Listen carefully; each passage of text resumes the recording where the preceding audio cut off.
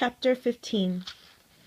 It was a mistake. Hitzilin went on reflecting on the days that ended with the sad night.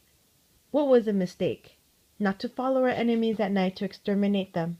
By the time we were so jubilant, so filled with joy and relief that we had rid our city of the invader, that all we could think of doing was to turn to Hitzili. Our new leaders, Kutlahuak and Quatekmok, had gained our confidence. Their war tactics had proven effective, and we as a people had need to raise our spirits once again. We returned to our temples, but we were wrong. By doing that, the Mexicas allowed Cortez to retreat, gather more tribes as allies, gain time to recuperate strength, and then attack again. But then I'm certain that all of that has been recorded in your documents, has it not?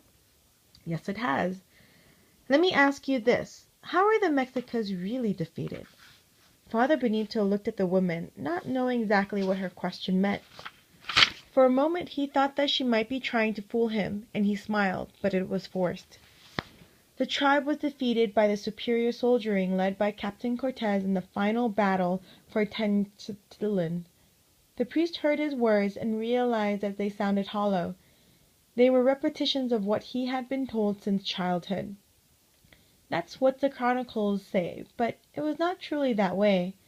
Before Captain Cortez returned to avenge his honor, we were cut down by the most horrible thing that had ever struck our people. It was more cruel than the starvation and thirst we suffered when we were later put under siege. It was a disease brought to us by your soldiers, and it became more terrifying than your weapons. It was more frightening than your dogs, and it was a death more painful than the tortures inflicted on us by the new Spanish masters. It was the pestilence. The walking terror struck this land with unimaginable force, unleashing the white man's madness on our people. It was worse than the killings at the temple because we could not see the enemy. A mother could not raise her fist against the purple demon. A man was incapable of using his shield or knife. A king could not send out his army to have the killer extinguished. The Black Death was invisible, its bald head unseen, its grinning teeth beyond our vision. We had expelled the Spaniards, but their poison stayed behind, and soon we began to die in great numbers. There was wailing and weeping everywhere. The air became rancid with the stench of decaying bodies. Entire families perished. People ran out to the streets or into the lake, hoping to free themselves from the dreadful fire that consumed their bodies. The streets became littered with bodies. The lake became putrid with bloated corpses. The pestilence is a painful death. It strikes at the brain, inflaming it, and the body is tortured by fever. The skin is overrun by sores filled with pus. The flesh turns purple, then black, until it splits into running fissures. Even worse than the pain is a loss of power to think, and finally throat and tongue swell until all air is choked out of the victim. Father Benito's stomach was beginning to hurt because of the woman's vivid descriptions. He remembered that in his childhood he and his family had been forced to abandon Carmona one summer when the plague broke out. The memory of that experience made his insides twist with pain. "Señora, I know the signs and effects of the pox. Would you go on to say how the sickness affected the fall of Tenochtitlan?"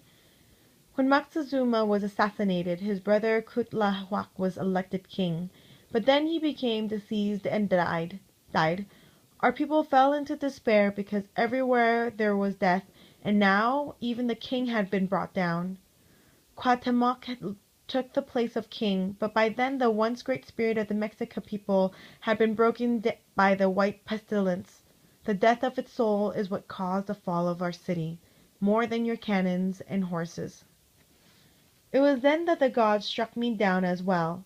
I don't know if it was your God or mine, but it was surely a jealous, wrathful God that unleashed punishment on me for my many sins.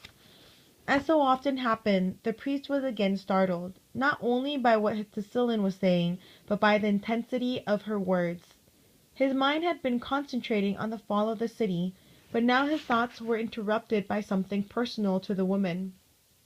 "Please be careful when you invoke God's name, because he is neither jealous nor wrathful.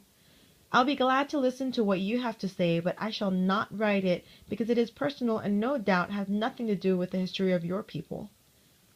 Hepzibah smiled wryly as she watched the priest put down the quill. She looked at him so long that it made him squirm and rub his face. It does have something to do with our history because I am a Mexico woman. What happened to me happened to most of my people when your people invaded us and cursed us with your sickness. Father Benito was jarred by the sharpness of the woman's words, and he inwardly scolded himself for again sounding arrogant. But there was nothing he could do about it now.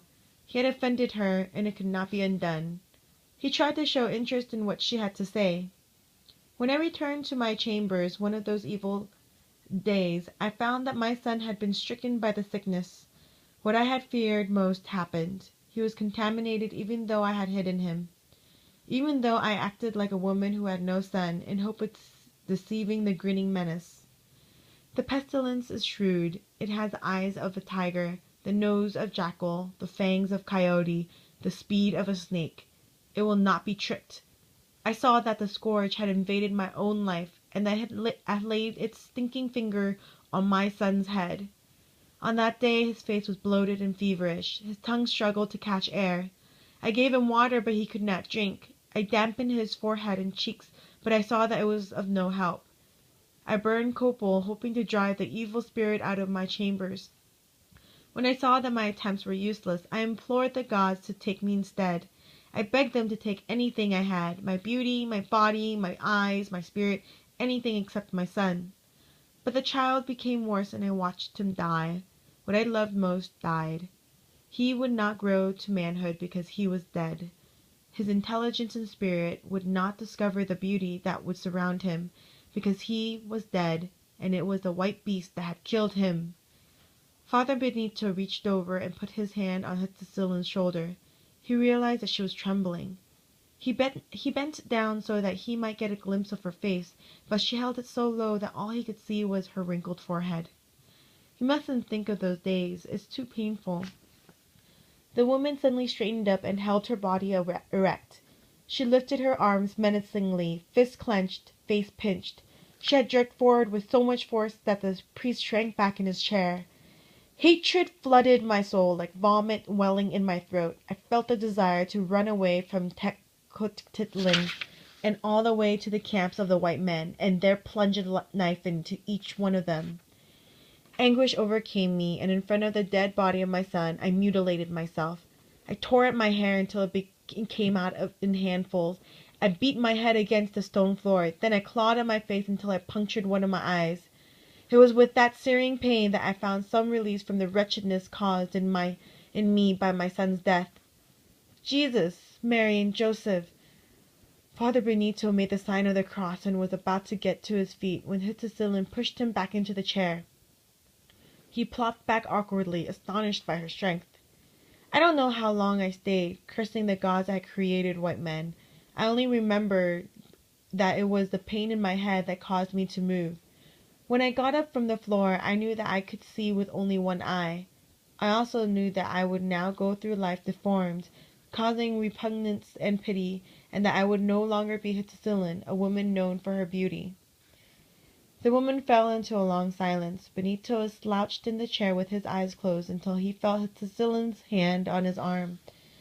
He was struggling with her act of self-mutilation. His mind scurried, looking for a reason, an explanation, but he found none. When she regained composure, she went on speaking. Now you can begin writing again, because I have a little more to tell about the fall of our city, although it will have to include some of my own story. When the priest frowned, she retorted, I cannot separate what happened to me from the history of my people. Then she waited for him to reach for paper and quill. As time passed, the pestilence diminished in vigor, but we had lost the best among the warriors and nobles. Zintil was one of them. We had also lost our spirit, even though we struggled to find our ancient vitality. We made weak attempts at festivity, but our heart was not in it. We pretended to gossip and laugh, but we couldn't deceive one another, because inwardly we grieved for our lost soul. Nearly a year passed before Tenochtitlan was again attacked by Captain Cortez, and during that time our people prepared for war. Cuauhtemoc rallied and somehow found the way to initiate new warriors and to accumulate fresh supplies.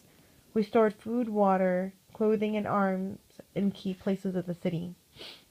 As for myself, the wounds on my face healed, but the scars, as you can see for yourself, remained. The socket closed where my eye had been, and in time it became the cavity that you now see. I remained part of the court that surrounded the new king, but wagging tongues spoke of my having slept with the white captain. So I felt the coldness around me. It didn't matter to me anyway, because I was filled with grief. Hitsicillin appeared to be fatigued. Her body sagged. I'm going to rest now, but stay for a while because I have more to tell you before you leave. Father Benito got to his feet and walked to the fountain where he sat reflecting on what Hitsicillin had told him. He closed his eyes, but the darkness under his lids were filled with images of war and death, of beauty destroyed and spirits trampled.